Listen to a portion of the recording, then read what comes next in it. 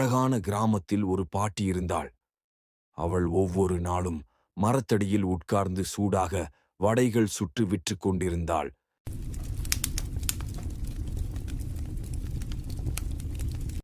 அப்போ ஒரு பசித்த காகம் வானத்தில் பறந்து வந்தது. வடையின் வாசனை காகத்தின் மூக்கை அடைந்தது.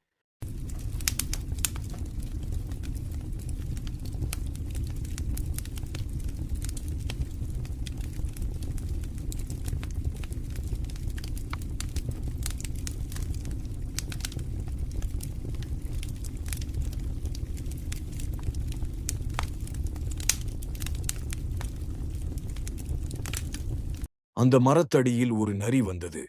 காகத்தின் வாயில் வடை இருப்பதைக் கண்டு நரி தந்திரமாகச் சிரித்தது.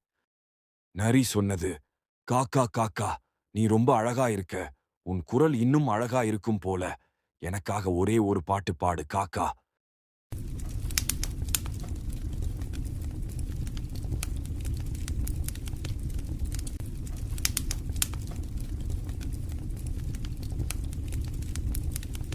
சந்தோஷமடைந்த காகம் பாட்டு பாட வாயை திறந்தது.